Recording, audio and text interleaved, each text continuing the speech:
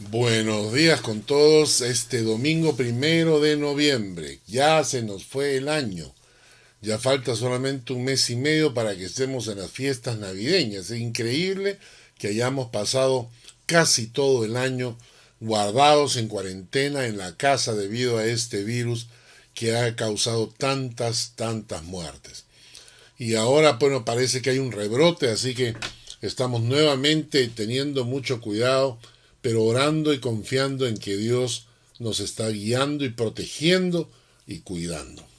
Bendigo a todas las personas que están conectadas en este momento, fieles al Señor para celebrar y participar de este servicio de adoración, aunque estemos en casa, pero que el Señor realmente pueda tocar nuestras vidas y nuestros corazones con su palabra en este momento.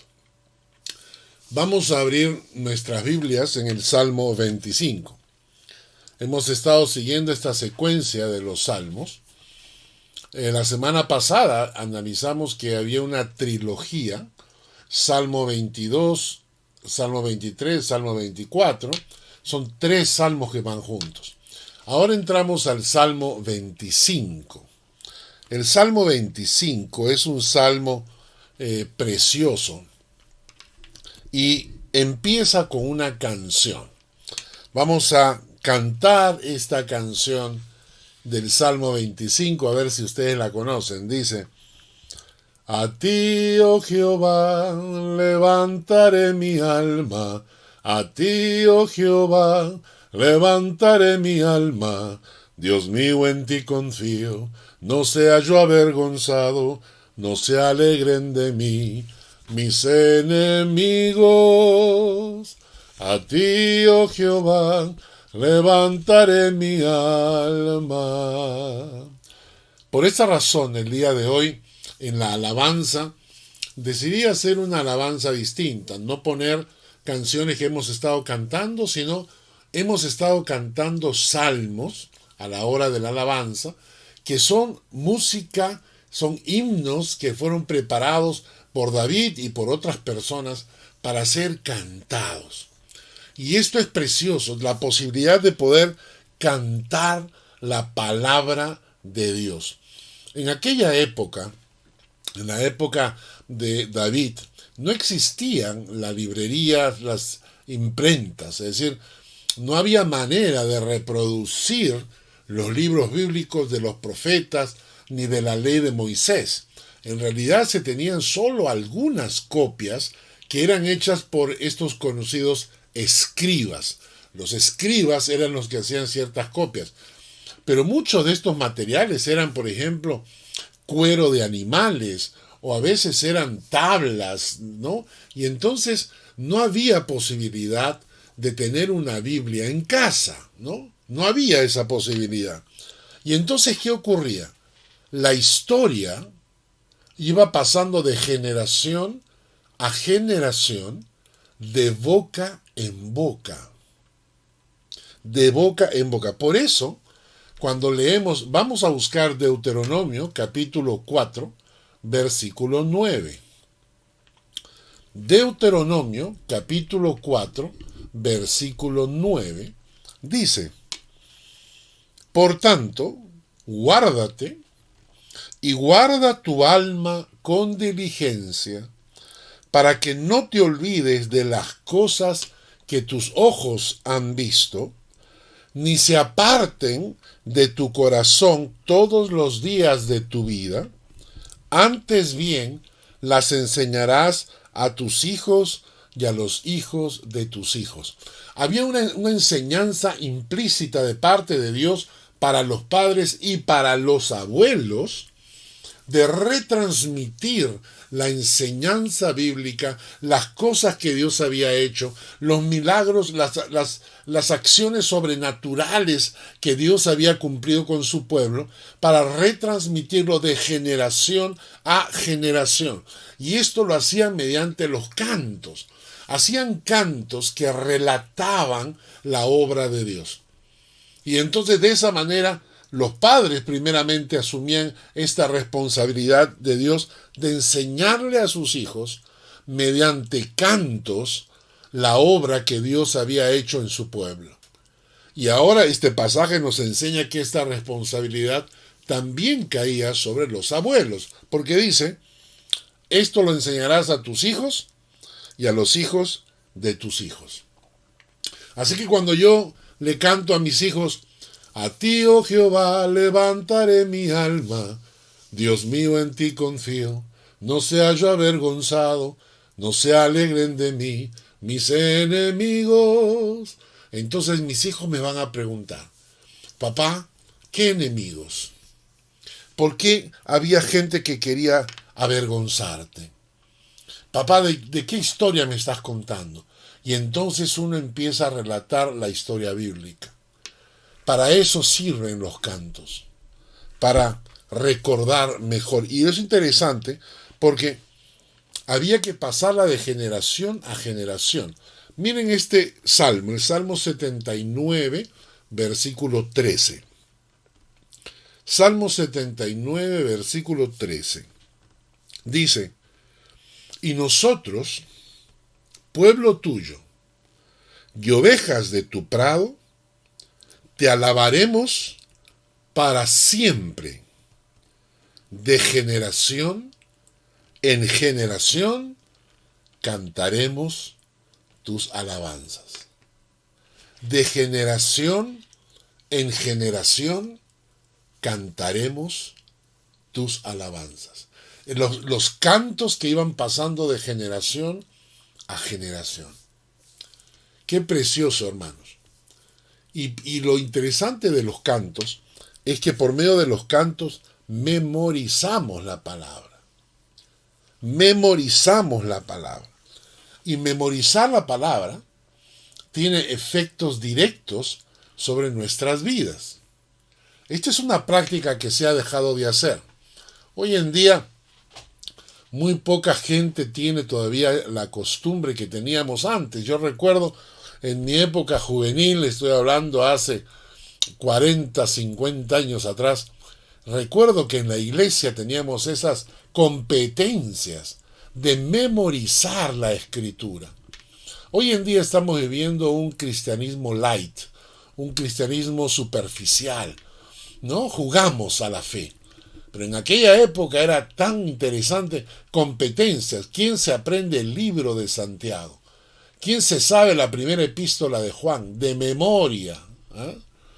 Cuenta la historia que en los países comunistas en China había un pastor.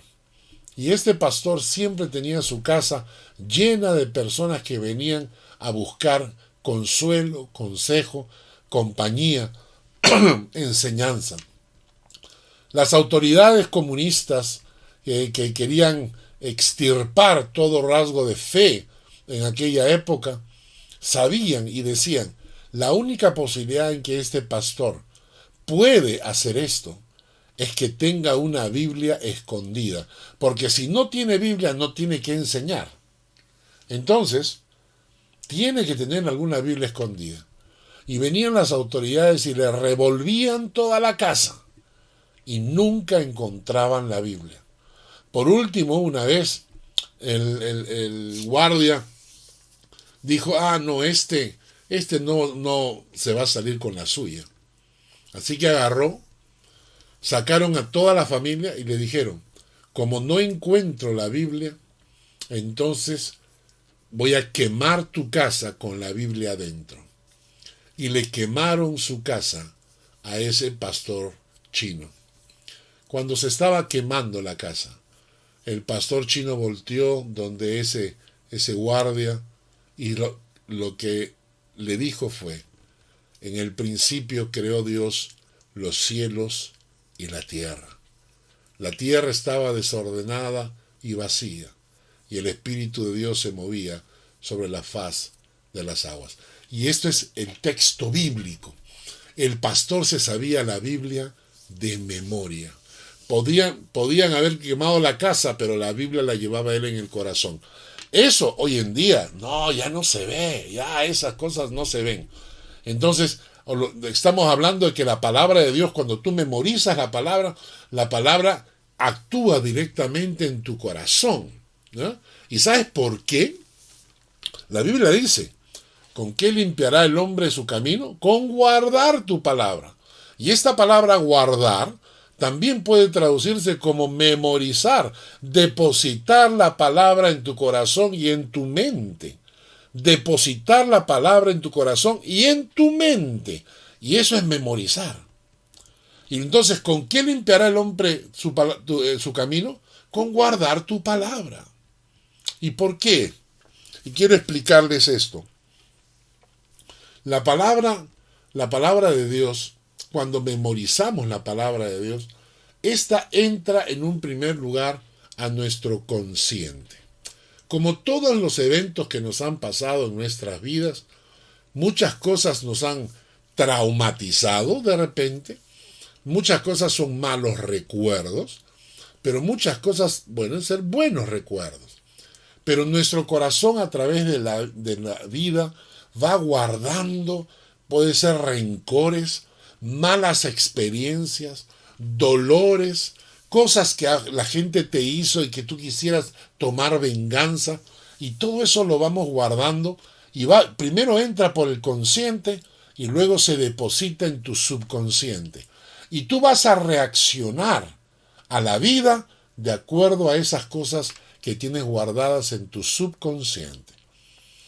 Por ejemplo, tuviste una mala experiencia de niño o de niña, alguien trató de pasarse contigo, sobrepasarse, tú guardas eso en tu alma. Luego, cuando eres adulto, en algunas circunstancias te vas a dar cuenta que esos traumas, esos rencores que llevas en el corazón, brotan, afloran y te hacen reaccionar de manera incorrecta. Necesitamos limpiar nuestro subconsciente y por eso lo hacemos mediante la palabra de Dios. La palabra de Dios va entrando a nuestro corazón primero, va entrando a nuestra mente consciente y luego poco a poco va pasando a tu subconsciente y va limpiando todo ese subconsciente lleno de rencores, de odios, de traumas, de malas experiencias. Por eso necesitamos memorizar la palabra. Hay un texto en Juan capítulo 15, versículos 1 al 3, que dice: yo soy la vid verdadera y mi Padre es el labrador. Todo pámpano que en mí no lleva fruto, lo quitará, y todo aquel que lleva fruto lo limpiará, para que lleve más fruto. Ya vosotros estáis limpios por la palabra que os he hablado. Ya vosotros estáis limpios por la palabra que os he hablado. Jesucristo está diciendo claramente que su palabra tiene el poder para limpiarnos de nuestros pecados, pero también de limpiarnos de todas esas lastres que llevamos en el corazón, todas estas frustraciones que llevamos en el corazón. Y la mejor forma de memorizar la palabra de Dios es cantándola. Cuando tú cantas la palabra, memorizas los textos bíblicos. Yo sé que hay muchas canciones que son lindas, que las han compuesto cantautores cristianos y que tienen una letra preciosa, pero no hay como las canciones que están basadas en el texto bíblico. Cuando cantamos la misma palabra de Dios, estamos proclamando la palabra de Dios. Cuando yo canto un texto bíblico, estoy proclamando la palabra de Dios delante de los que me están escuchando. Nosotros deberíamos practicar más el canto bíblico. Deberíamos aprender a cantar más en casa. Enseñarle a nuestros hijos a cantar. Enseñar que escuchen nuestros vecinos cuando cantamos. Es una forma de compartir la palabra de Dios en una forma tan agradable, ¿no es cierto? Pues bien, entonces este salmo, el Salmo 25, empieza cantando, con un canto, ¿no es cierto? A ti, oh Jehová, levantaré mi alma, A ti, oh Jehová, levantaré mi alma. Dios mío, en ti confío. No sea yo avergonzado, no se alegren de mí mis enemigos. Y le estamos diciendo una cosa muy bonita. Le estamos diciendo, en este canto estamos diciendo que hay unos enemigos, dice el David, que él tiene unos enemigos que quieren alegrarse de su derrota. Es decir, que quieren alegrarse de que a David le vaya mal. ¿Ok? Quieren alegrarse de que a David las cosas le salgan mal. Y si eso ocurre, David va a quedar avergonzado delante de los demás. Por eso es que David dice, Señor, yo no quiero quedar avergonzado y yo no quiero que mis enemigos se alegren de mis equivocaciones, de mis caídas. No, yo no quiero eso. Por eso, para que no ocurra eso, ¿qué hago? A ti levanto mi alma, Dios mío, en ti confío. Dos cosas. Señor, a ti levanto mi alma. Esa palabra, levanto mi alma, significa que en el momento de angustia, tú agarras tu alma y se la levantas delante de Dios, la pones delante del trono de Dios. Colocas tu alma delante del trono de Dios. Elevas tu alma como una ofrenda, como cuando levantas tus manos y ofrendas algo a tu Dios. Entonces, levantas tu alma y la depositas a los pies del Señor. Y tú dices, ¿y por qué yo hago esto? Porque confío, Señor. Por eso dice, a ti, oh Jehová, levanto mi alma. Dios mío, en ti confío. Te estoy entregando mi alma a ti y por eso estoy confiando en que tú vas a tomar mi alma y la vas a sacar adelante. Hermanos, esto es muy cierto. En los momentos de mayor angustia, muchos cristianos levantan su alma, pero no confían. Un amigo mío me dijo alguna vez, ojalá pudiese yo confiar en Dios para estar tranquilo. Y es la verdad. Él estaba orando pasando por una situación difícil. Y yo le decía, eleva tu alma al Señor, pon tu vida en los pies del Señor, entrégate delante de Dios. Y él me decía, yo lo puedo hacer, lo hago, oro a Dios, pero no confío, tengo miedos, tengo dudas, ¿no?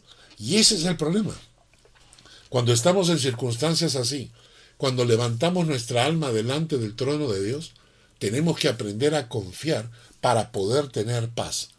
Si no aprendemos a confiar, no tenemos paz, aunque hayas orado, aunque hayas ayunado, aunque hayas levantado tu alma en una ofrenda al Señor, aunque hayas hecho todo eso, no tienes paz. Lo conté hace un tiempo atrás, cuando mi hijo se fue a la calle, se fue con unos amigos a una fiesta, a una reunión, y no me avisó, o se olvidó, o no sé. La cosa es que yo me despierto como a las 2 de la mañana y veo que no está en su cama. Entonces empiezo a llamarlo y claro, como siempre, el teléfono no tiene batería. Entonces me salta la señal de que su teléfono no tiene batería. Y yo decía, Dios mío, ¿qué ha pasado? ¿Por qué no me contesta? ¿Dónde está? ¿Por qué no me avisó? Y me comencé a angustiar y comencé a orar. Inmediatamente comencé a orar y comencé a orar y comencé a orar. Pero ¿sabes qué? No tenía paz. Por más que oraba, no tenía paz. Seguía con esa intranquilidad y me levantaba e iba al balcón y regresaba del balcón. No tenía paz. Y entonces ahí me di cuenta que no basta con orar, sino que tienes que orar confiando. Y en ese momento oré y dije, Señor, yo confío en que tú estás en control. Y recién entonces, cuando descansé en el Señor, es cuando comencé a experimentar la paz de Dios. Cuando recién te das cuenta de que Dios está en control. Minutos después, vi a mi hijo llegando caminando por la calle. Y luego me explicó, pero papá, te mandé un mensaje. Y yo me di cuenta que no había leído mi teléfono, no lo había recibido. Me había estado angustiando por gusto. Y lo mismo dice acá el pasaje. Yo levanto a ti mi alma, pero tengo que confiar para realmente tener paz.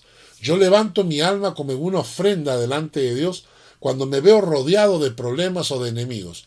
Pero para tener paz tengo que confiar, porque esa confianza es lo que trae paz a mi corazón.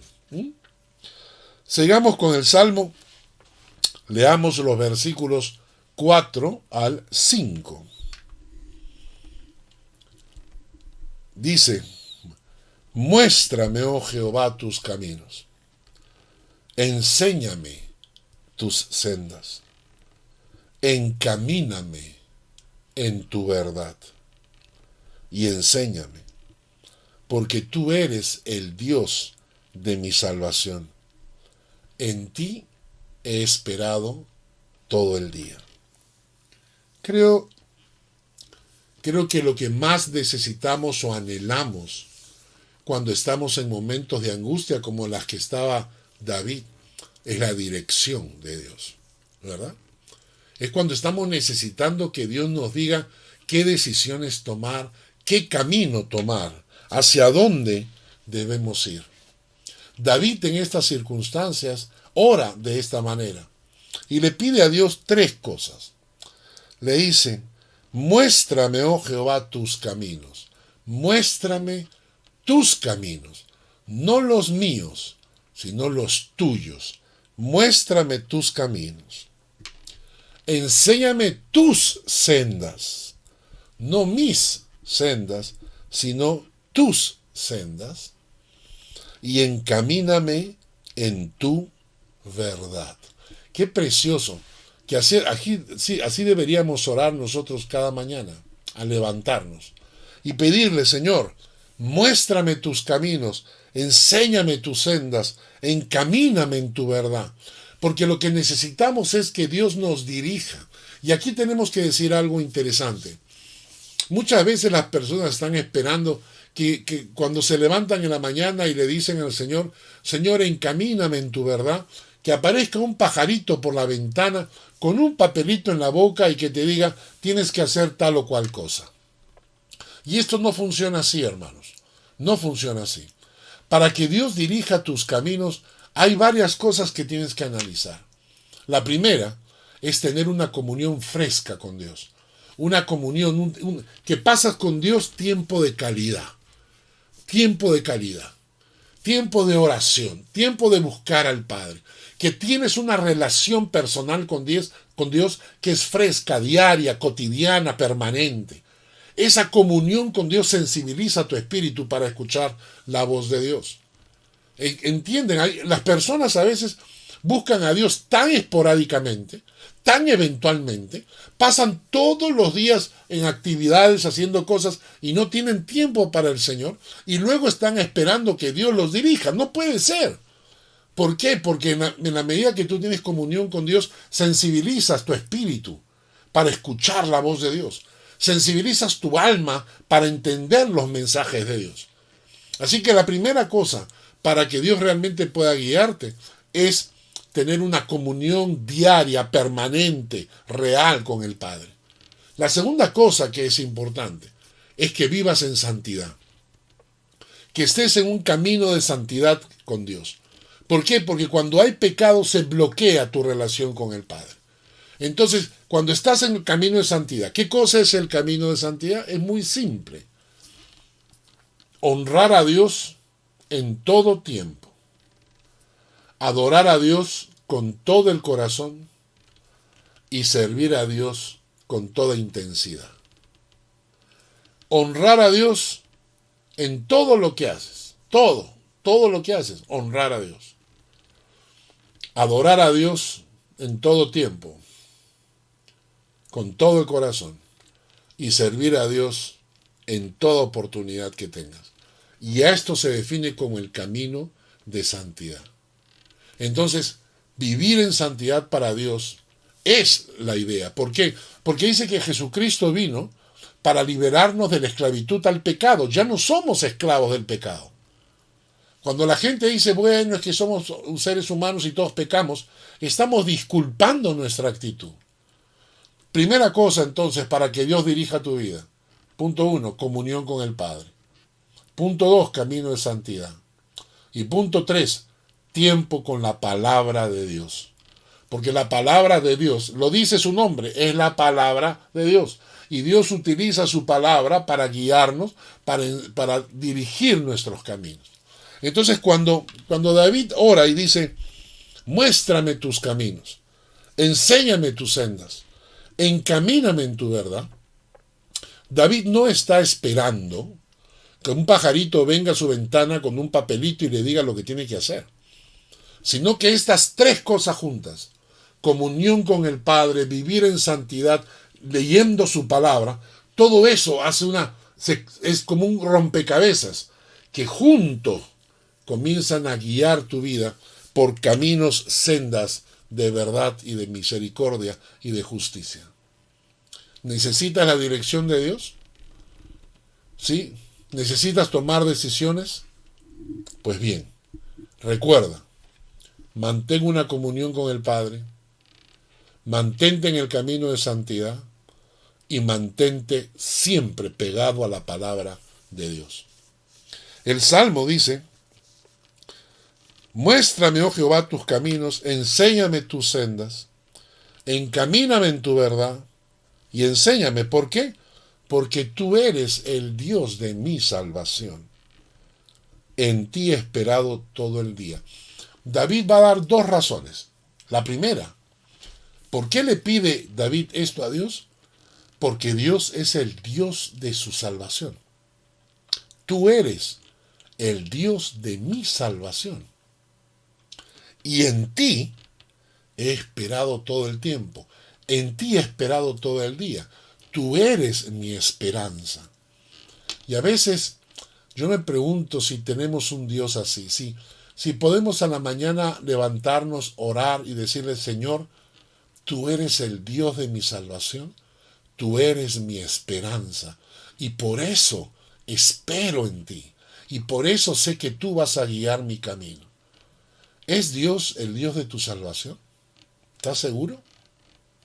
¿Es Dios el Dios de tu esperanza? ¿Estás seguro? El Salmo continúa, los versículos 6 y 7. Y dice así, acuérdate, oh Jehová, de tus piedades y de tus misericordias, que son perpetuas. De los pecados de mi juventud y de mis rebeliones, no te acuerdes. Conforme a tu misericordia, acuérdate de mí por tu bondad, oh Jehová. Nosotros los seres humanos olvidamos fácilmente las bondades y las misericordias que hacen con nosotros, pero recordamos las maldades que hacen con nosotros, ¿verdad? Es decir, si alguien nos causa un daño o alguien nos causa una herida en el alma, lo recordamos con muchísima más facilidad que recordar las cosas buenas que nos hicieron. Y entonces David es consciente de que el ser humano es así. Olvidamos fácilmente las bondades y recordamos fácilmente las maldades. Y entonces David le dice a Dios, Dios, no uses esa regla conmigo. Por favor, Señor, no uses esa regla conmigo. No te olvides de tus bondades. Le dice, acuérdate, oh Jehová, de tus piedades, de tus misericordias. Acuérdate de cuántas veces, oh Dios, has tenido misericordia de mí, has tenido piedad de mí. Y luego dice, de los pecados de mi juventud y de mis rebeliones, no te acuerdes. Conforme a tu misericordia, acuérdate de mí por tu bondad. Qué maravilla tener un Dios que perdona, pero también un Dios que olvida. Siempre he dicho que recordar es a veces quizás un gran dolor, porque el que recuerda sufre dos veces. Si alguien te ha hecho un daño grande, si alguien ha causado un daño a tu corazón, recordar el daño es sufrir dos veces, porque ya sufriste una vez y vuelves a sufrir ahora. Lamentablemente nosotros no tenemos la posibilidad que Dios tiene, porque dice la palabra de Dios que cuando Dios perdona nuestras rebeliones, las tira en lo profundo del mar y no se acuerda más de ellas. ¡Qué precioso! Cuando el Señor perdona tus pecados, los agarra y los tira en lo profundo del mar y no se vuelve a acordar más de ellos. Y esta es la oración de David. David le dice: Dios, por favor, no te acuerdes de mis pecados, no te acuerdes de mis rebeliones, que si hay algo que debes recordar son tus piedades, son tus misericordias. Y creo, hermanos, que así como oramos de esta manera, tenemos que aprender nosotros a hacer lo mismo. Tenemos que pedirle a Dios que nos enseñe a mirar a la gente y perdonar y olvidar y dejar estas cargas en el pasado para poder concentrarnos en las cosas buenas. Si aprendiéramos a mirar las cosas buenas de la gente, seríamos mucho más felices.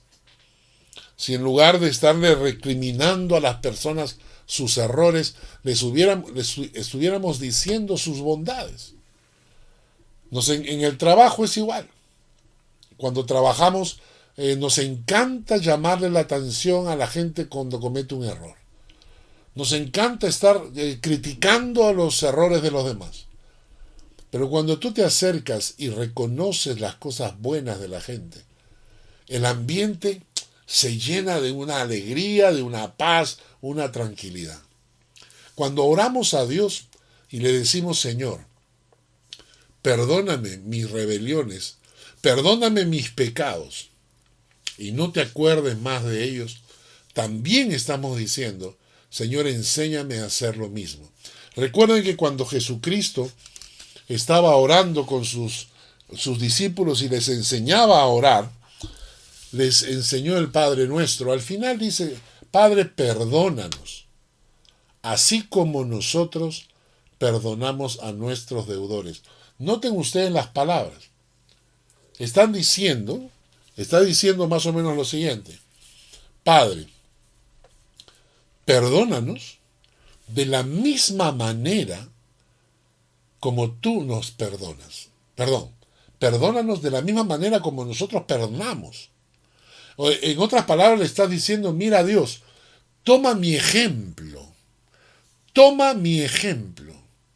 y perdóname a mí exactamente igual a como yo perdono a quienes me ofenden. Quiere decir que cuando tú agarras a una persona que te ofendió y le dices: nunca más voy a olvidar esto que tú me has hecho y lo voy a guardar en mi corazón para siempre, le estás diciendo a Dios: Dios, haz tú lo mismo conmigo. Cuando nosotros perdonamos una ofensa, en realidad le estamos diciendo: Señor, mira cómo estoy perdonando, porque yo quiero ser perdonado de esa manera. Y ahí vas a aprender a perdonar más rápido. ¿Cómo quieres que Dios te perdone? ¿Quieres que Dios te perdone y te recuerde tus errores cada vez que pueda? Porque eso es lo que hacemos nosotros. Perdonamos y le hacemos recordar a las personas las veces que nos han ofendido. ¿Cómo quieres que Dios te perdone? Porque la oración de David es preciosa: Señor, no te acuerdes de mis pecados. Y entonces, en otras palabras, le estás diciendo: Señor, ayúdame a mí también a olvidarme de las cosas que me hicieron, que me causaron daño. Libérame. ¿Por qué? Porque yo quiero que tú me perdones de la misma manera que yo perdono. El Salmo 25, versículos 8 al 9, dice: bueno y recto es Jehová. Por tanto, él enseñará a los pecadores el camino. Encaminará a los humildes por el juicio y enseñará a los mansos su carrera. Algo que no debemos olvidar es que Dios es bueno, siempre. Recuerdo en la iglesia de un amigo en Lima que era una frase que él siempre repetía: Dios es bueno siempre, siempre Dios es bueno. Pero este texto nos dice que Dios no solamente es bueno, pero también es recto. Y esto porque hay una corriente hoy en día que nos quiere hacer creer que Dios es tan bueno, pero tan bueno, pero tan bueno, que va a pasar por alto toda la inmundicia y la cochinada de los seres humanos. Que Dios es tan bueno, tan bueno, tan bueno, que no importa si tú haces las peores cosas, la peor degradación, la peor cochinada, pero Dios es tan grande en su amor que igual te va a perdonar. No es así. Dios es bueno, pero también es recto. ¿Ah? Dios es bueno y también es recto. Y el pasaje dice acá: por tanto, él enseñará a los pecadores el camino. Es decir, Dios es bueno con los pecadores. Dios es recto también. Y por eso en su bondad y en su rectitud, Él está dispuesto a enseñarle a los pecadores el camino. Pero, dice el versículo 9, encaminará a los humildes por el juicio y enseñará a los mansos su carrera. Dios es bueno y es recto y está dispuesto a ayudar y enseñarle el camino a cualquier persona, cualquier pecador. Pero para que esto ocurra, el pecador debe tener un corazón humilde y un corazón manso. Corazón humilde y un corazón manso. Porque recién entonces es cuando Dios puede guiar nuestras vidas. A veces yo he escuchado personas que de una u otra manera quizás cometen un error o se meten en algún pecado, y cuando uno trata de ayudarles para salir, se ponen tercos y no les gusta que nadie les llame la atención. Recuerdo alguna vez haber predicado en una iglesia acá y prediqué sobre Gálatas, sobre las obras de la carne. Y fui muy duro porque dije, esto no es cualquier cosa. La Biblia dice que estas son las obras de la carne. Si usted está haciendo esto, está en la obra de la carne. Esto no es que, ay Dios, pobrecito, no se ha dado cuenta y Dios me perdona porque Dios es bueno. No, si usted está aquí, está en la obra de la carne. Y cuando terminé de predicar, hubo un silencio total en la congregación. Un silencio absoluto. Qué interesante, porque no me invitaron nunca más a predicar a esa congregación. Es más, recibí una tarjeta ofensiva de uno de los líderes de la iglesia diciéndome qué me creía yo como para ir a su iglesia y predicar una cosa tan dura. ¿Qué creía yo? ¿Que sus creyentes eran así de mundanos? Es interesante. Después escuché que esa iglesia casi desaparece y que este personaje realmente causó muchísimo daño a la congregación. Pero cuando Dios quiere guiarte a la verdad, cuando quiere Dios guiarte y sacarte de tus errores, es importante que seamos humildes y mansos para ser guiados por Él. Salmo 25:10 dice: todas las sendas de Jehová son misericordia y verdad para los que guardan su pacto y sus testimonios. Es verdad que cometemos muchos errores, a veces. Y es verdad que si hay algo que necesitamos es la misericordia de Dios. Pero miren lo que dice este texto. Todas las sendas de Jehová son misericordia y verdad. ¿Para quiénes? ¿Para todo el mundo? No. Para los que guardan su pacto y sus testimonios. Para los que guardan la palabra de Dios. Para los que guardan la palabra de Dios. Quiere decir que hay misericordia de Dios, hay verdad de Dios, pero nuestro corazón tiene que estar encaminado para guardar, obedecer, amoldarnos a la palabra de Dios. Dice la palabra que si queremos misericordia, tenemos que ser misericordiosos. Hay un texto en Salmos capítulo 18, versículo 25, dice: con el misericordioso te mostrarás misericordioso y recto para con el hombre íntegro. El Salmo 25, versículo 11. Por amor de tu nombre, oh Jehová, perdonarás también mi pecado, que es grande. ¿Verdad? Ay, hermanos, a veces uno hace cosas que no quisiera y realmente uno se siente mal. Pero ¿sabes qué? Dios no nos perdona porque nosotros seamos la última Coca-Cola en el desierto. No nos perdona porque nosotros seamos sus hijos predilectos, porque nadie merece el perdón.